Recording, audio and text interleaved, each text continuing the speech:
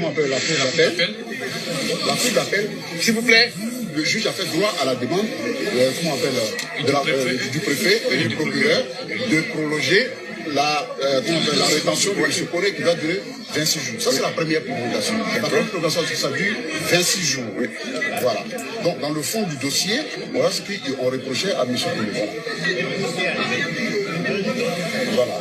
C'est ce que je peux dire parce que c'est tellement facile, j'explique. Donc, il retourne au centre de rétention de Vincennes, là. Comment? Il retourne au centre de rétention de Vincennes. C'est ça. Ça veut dire que les 26 jours l'empile est doublé, les 26 jours là, les 26 jours l'empile est prolongé, non, ce que vous les dites. 26 jours, si Non, le 26 consulat dit quelque chose, ils sont obligés de les laisser. Moi j'ai une question, Michel. Si le consulat il dit voilà. quelque chose, on avait dit s'il ne dit rien, on va le ramener à un autre procès. Mais non, si le c'est-à-dire, si consulat, on constate, parce que la prolongation, ça dure 26 jours. Ça ne peut pas excéder 26 jours. Ouais, mais si le consulat, si le consulat il laisse passer un truc comme ça. Voilà, c'est ce que Si le consulat donne à partir du moment aujourd'hui, là, Voilà, c'est ça l'enjeu. cassé, M. Koné, il ne maîtrise plus rien. C'est dans la main de la préfecture, qui entre la préfecture et le consulat. Voilà, c'est ça. Donc, quelle est la volonté du consulat ivoirien? Absolument qu'il parte là-bas. Mais sa vie est menacée. Oui, mais sa vie est menacée. Il ne peut pas y aller. Il ne peut pas y aller, c'est pas possible.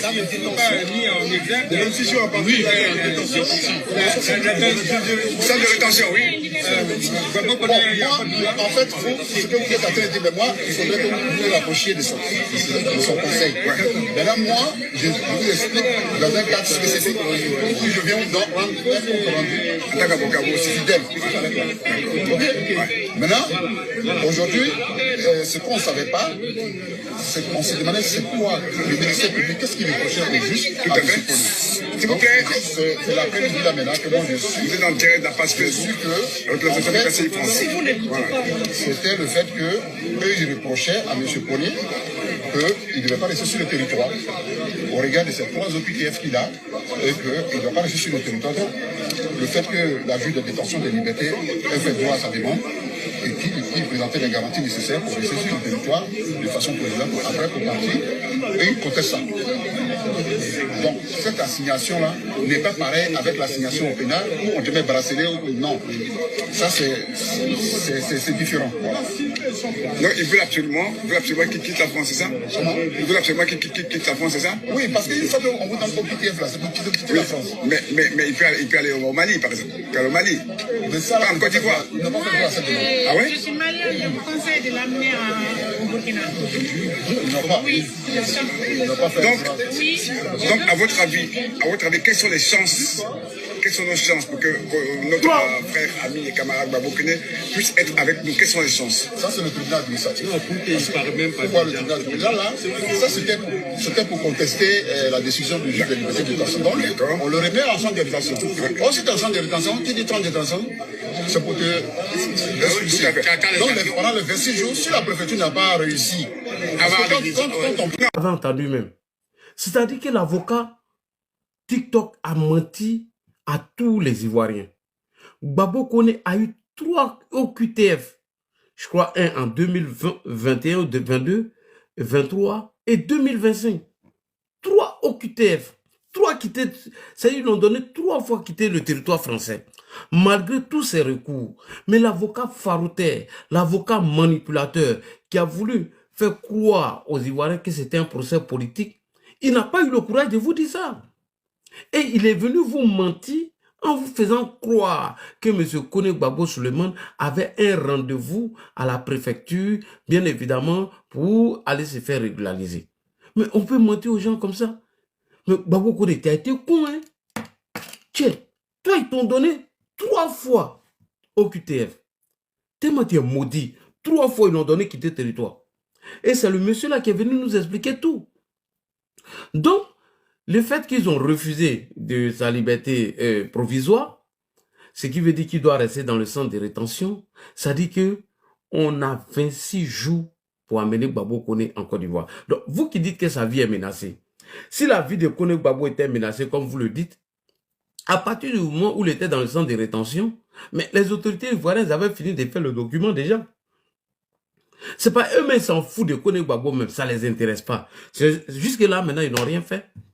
Sinon, si on voulait faire ça là, il y a longtemps, mais on avait déjà prêté ce document. Sa vie est menacée sur quoi? Venez nous dire. Il a fait quoi que sa vie est menacée? Sa vie n'est pas menacée. Vous avez pris le cas de Steve Biko, mais ici, Steve Biko répond. Steve Biko dit ici que dans son cas là, ce sont les militants du COGEP, du MGC et du RHDP qui ont porté plainte contre lui. Écoutez Steve Biko. Le gouvernement mauritanien, on n'a pas dit, n'a pas pris de décision. La DST a reçu des plaintes. Je ne sais pas si c'est une plainte ou des plaintes de la part des Ivoiriens vivant en Mauritanie. Et ces Ivoiriens-là sont des pro-RDR, RHDP, mélangés avec les gens du COGEP et les gens du MGC. Et les gens du MGC. Ce sont eux qui ont porté plainte contre moi, soutenus par des vidéos que Rachel Crasso leur a envoyées, impliqués avec certains réseaux d'Abidjan du gouvernement Ouattara. Ce sont des Ivoiriens qui résident en Mauritanie qui ont porté plainte contre Steve Biko. Et vous venez mentir, oui, on regarde le cas de Steve Biko parce que si on l'envoie, sa vie en danger. Vas-y Steve Biko.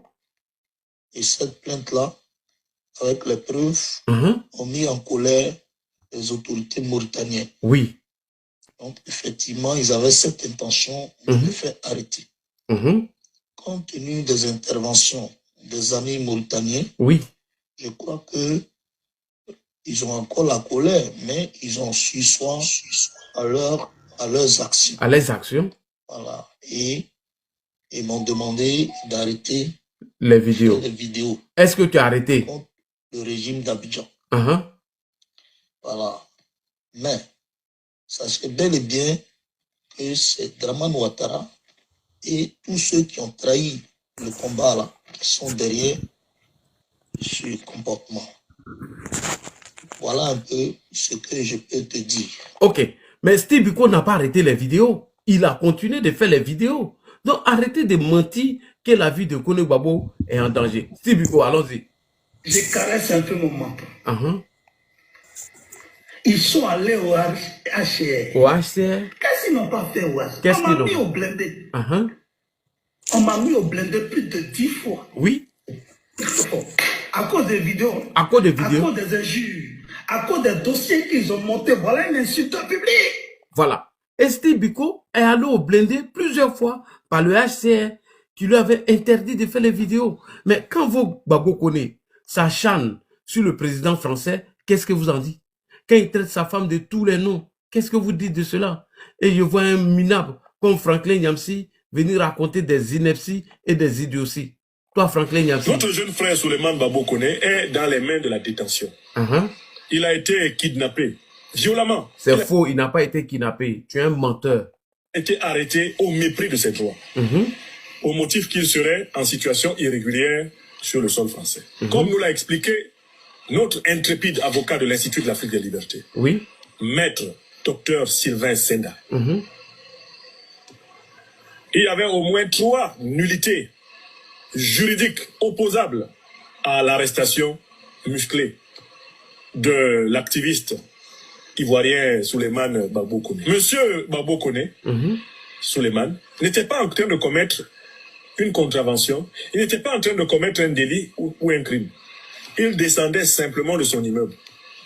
Oui, mais est-ce que toi, tu sais ce qui s'est passé et ils ont envoyé une convocation pour aller l'arrêter? Est-ce que tu sais si Gbagbo Kone était sur fichier S? Est-ce que tu sais ça? Est-ce que tu sais s'il a commis un délit, oui ou non, avant qu'on envoie une convocation pour l'arrêter? Tu ne sais pas tout ça et tu viens emmerder les gens. Selon ce qui a été rapporté au tribunal, les policiers en embuscade pour se saisir de lui l'ont attendu pendant de très longues heures. Oui. Plus de 3 à 4 heures de temps de planque pour s'emparer de lui. Effectivement, et l'avocat a dit que ce temps a été respecté. Idiot, ferme ta gueule. C'est un guet-apens qui a été tendu contre notre jeune frère. Nous protestons en Mondovision contre ces méthodes dignes de la Gestapo. Utilisées contre les Africains qui dénoncent... Franklin Nyamsi, selon ce que vous dites là-bas, est-ce que tu sais si le gars était fiché S? Peut-être qu'il était fiché S. Si Gbagbo Kone est fiché S, qu'on envoie des gens derrière lui, vu tout ce qu'il fait sur la toile, mais c'est normal. C'est dans la procédure légale. C'est ce que l'avocat a dit. Ferme ta gueule. Les dictatures en Afrique et le néocolonialisme français. Souleymane Gbagbo Kone fait partie de ces activistes, ces militants de ces influenceurs, de ces porte-paroles de la cause panafricaniste, qui sont dans le viseur, comme votre serviteur, eh ben, de la dictature de M. Macron. Quand vous regardez ces 4 dernières années, vous verrez que la pression, la répression se sont accrues contre tous ceux qui professent la fin de la France-Afrique, la fin des dictatures en Afrique, la fin du franc CFA, la fin de l'émission des puissances occidentales dans la désignation des dirigeants africains. C'est une constante. Ce que le président Macron ne voit pas, c'est que plus en réalité il augmente la pression. C'est faux. Babo Koné ne menait pas le combat de la France-Afrique, ni le franc CFA, c'est faux. Il a décidé de s'acharner sur le président français en faisant la promotion de la Russie au détriment de la France. Et il prenait de l'argent pour ça. Mieux, il allait ternir l'image de la France en dehors de la France et il prenait de l'argent. Donc arrête de mentir. Arrête de mentir, Franklin Nyamsi.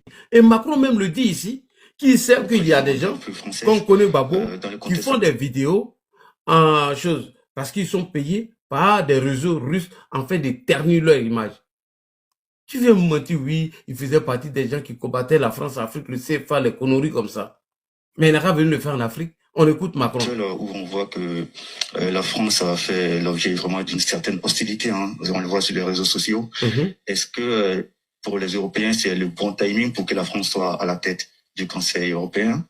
Et deuxième question rapidement, toujours sur la France, est-ce que comment la France compte utiliser la facilité européenne pour la paix dans sa stratégie militaire au Sahel et aussi dans toute la zone, dans toute la région?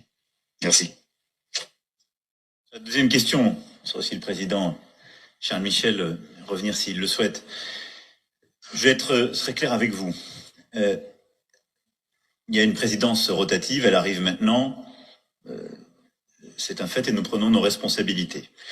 Deuxième élément, la France joue le rôle de nation cadre, mais notre souhait est de travailler avec l'ensemble des Européens et l'ensemble des pays africains de la région. C'est d'ailleurs le cadre même de la discussion que nous avons eue hier et notre manière d'avancer. C'est exactement l'esprit de Takuba et de ce que nous avons fait ces derniers mois, travailler en soutien, en appui avec les armées africaines concernées et en lien étroit avec tous les Européens qui sont prêts à travailler avec nous.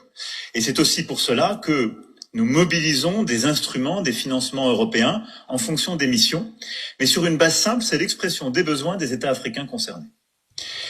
Enfin, comme vous, je constate ce qu'il y a sur les réseaux sociaux, parfois dans la rue, mais vous êtes journaliste, et donc votre rôle n'est pas simplement de suivre, je crois, ce qui se dit, mais d'essayer de comprendre qui parle et d'où.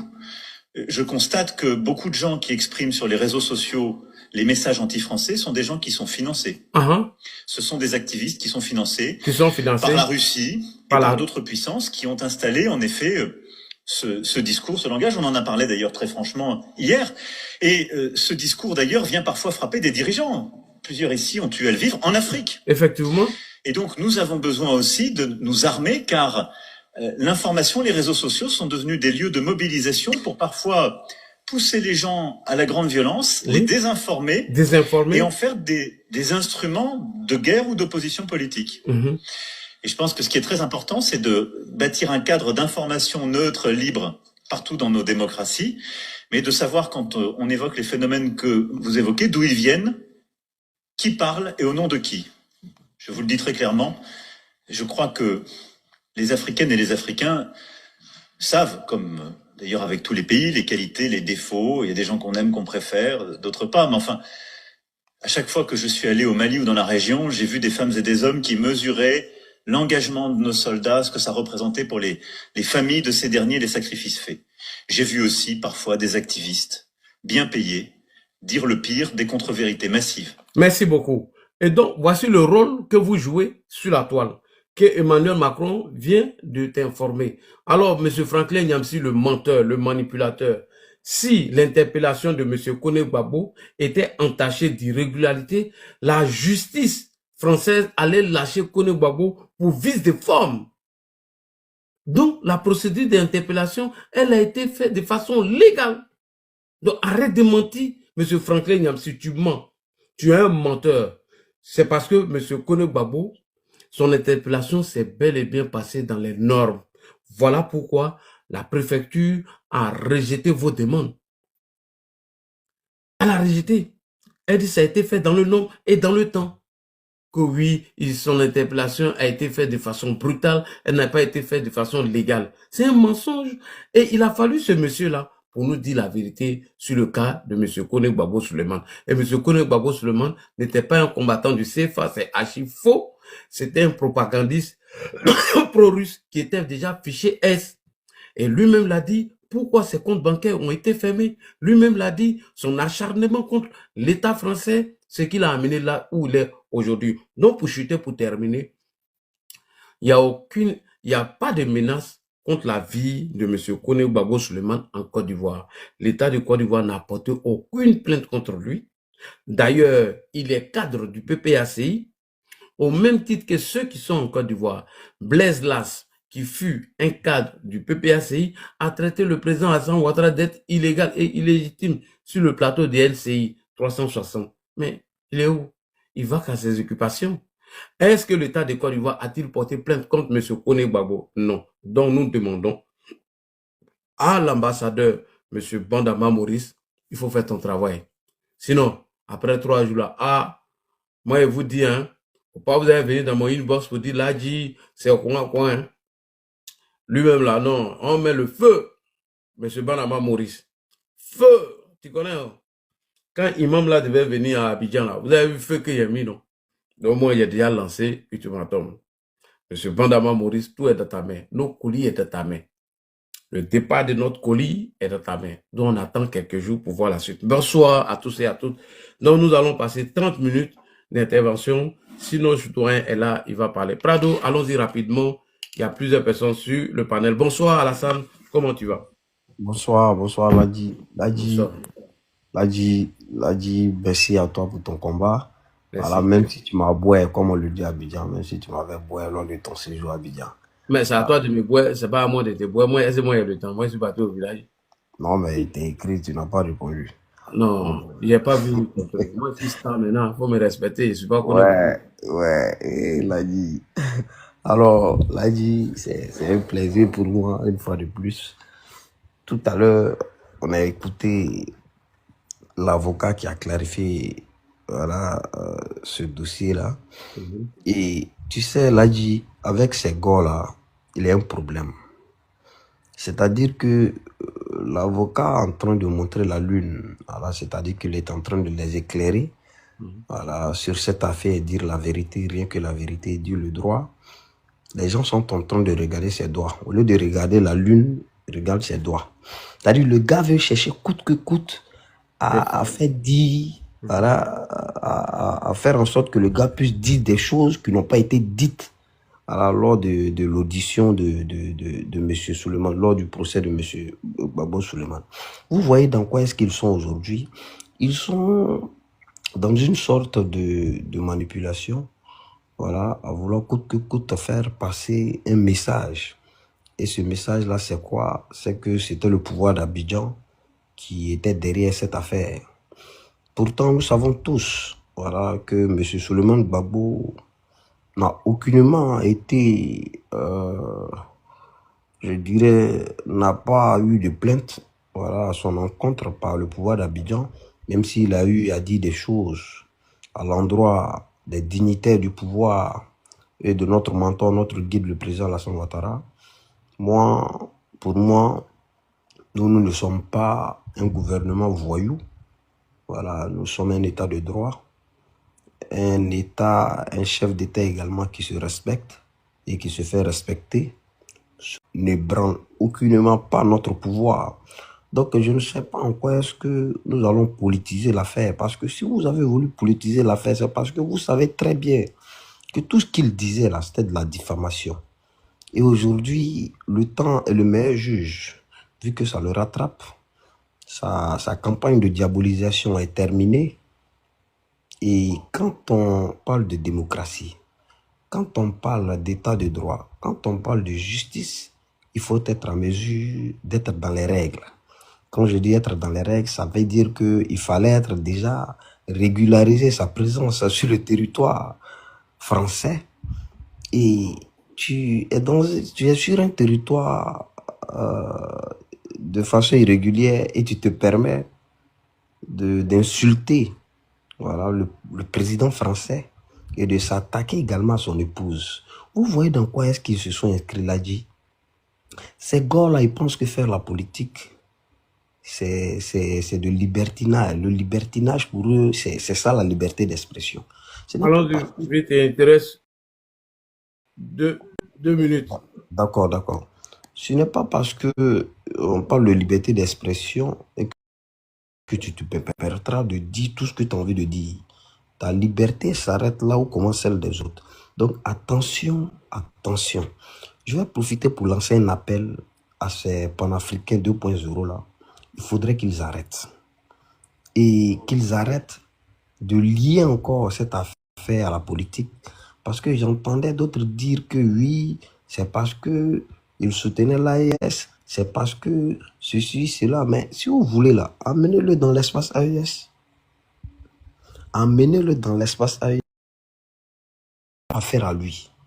Voilà, nous sommes dans une année électorale et tout ce que nous voulons, c'est de continuer à appeler les uns et les autres à voter dans la paix et à continuer dans cette dynamique parce que le président Alassane Ouattara a beaucoup travaillé pour que nous ayons acquis cette paix-là. Merci beaucoup. Et merci à toi. Merci. Transformateur, allons-y vite.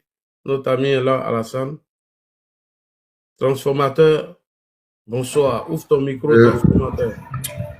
Oui, bonsoir à tous. Là, je pense que tu as tout dit, tu as tout montré dans la vidéo. Comme l'a dit le frère, on va en profiter, interpeller surtout nos camarades militants RHDP, voilà, de savoir faire la communication et de ne pas tomber dans la bouche du loup. Voilà, parce que aujourd'hui, les autorités françaises ont montré que s'il s'agit de leur pays et de leurs dirigeants, ils ne blaguent pas. Et alors, ils ont montré de quoi ils sont capables et ils ont montré le droit. Et je pense que ça mérite ça. Ça mérite celui qui sème la haine et les troupes un peu partout. Je pense qu'aujourd'hui, il a son propre sort. Mais quand je vois ces militants aujourd'hui, ces camarades aujourd'hui dire qu'il s'agit de la main noire, bon, ils n'ont qu'à aller, il y a d'autres panels qui ont trouvé la main noire, hein, ils n'ont qu'à aller chercher à savoir c'est quel genre de main noire, et puis bon, mais venir vociférer sur les réseaux, un peu partout. Et une fois de plus encore, moi je dis merci aux autorités françaises et merci à la justice française. Ça va servir de leçon à d'autres qui sont encore là-bas, qui n'ont pas les papiers, voilà, qui sont en train de monter à longueur de journée. Moi aujourd'hui, je préfère même les moutons même qui quittent dans l'AES pour venir en Côte d'Ivoire, parce qu'au moins il y a un service vétérinaire qui doit les identifier, donner un certificat de voyage. Contrairement à un être humain qui n'a aucun papier, qui est comme un bouc quelque part, et qui se permet à insulter des chefs d'État et des pères de famille à longueur de journée. Et ça va les servir des leçons. Et ça, ce n'est que le départ. De la façon dont lui, il sera emballé comme un colis et transféré à Abidjan, il y en a encore qui vont les suivre. Et pour ça, moi, je m'arrête là. Et je dis merci beaucoup à Ladi et merci à tous les militants de RHDP. Merci. On va aller avec le frère Guyo. Je ne sais pas si c'est Guizo ou Guyo. Guizo, bonsoir. Bonsoir, Guizo. Guizo, il est là? Allô, Guizo, on vous écoute, hein? Est-ce que Guizo est là? Guizo, faut parler, on t'écoute. Monsieur Guizo. Bonsoir, Guizo. Hey. Bon, on va aller avec notre ami et frère Alassane. Alassane, bonsoir. Oui, bonsoir, mon grand ami Lagui. Bonsoir. Pourquoi tu n'as pas demandé à ce qu'on envoie Babo Koné chez toi là-bas? Je t'ai dit la fois passée que Babo Koné n'ira pas au Mali, il n'ira pas au Burkina, il va venir en Côte d'Ivoire. Lagui, la fois passée, tu te rappelles de ce que je t'avais dit. Je t'ai dit qu'il y a un problème. Et le problème, les gens, ils ne sont pas honnêtes.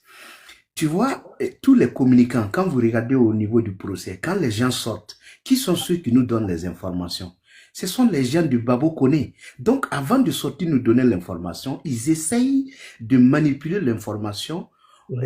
Et ce qu'ils nous sortent, c'est quelque chose qui amène les gens à se mobiliser autour de Babo Koné, sans nous dire la vérité. Je vous avais déjà dit ici, Lagui, j'ai dit, il n'est pas le seul à avoir un OQTF en France. Pourquoi c'est lui qu'on va interpeller? Il y a quelque chose qu'ils nous disent pas, ils nous cachent quelque chose.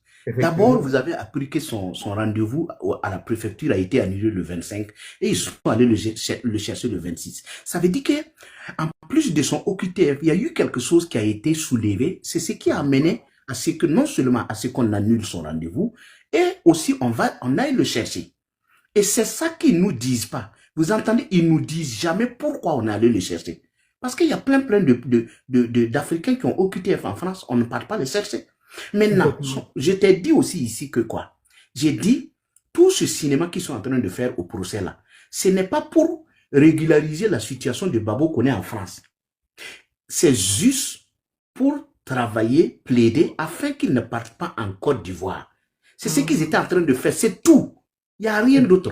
Et ça aussi, je t'ai dit qu'ils ne pourront pas le réussir parce que il avait un OQTF qui lui permettait d'aller dans un pays de son choix avant expiration.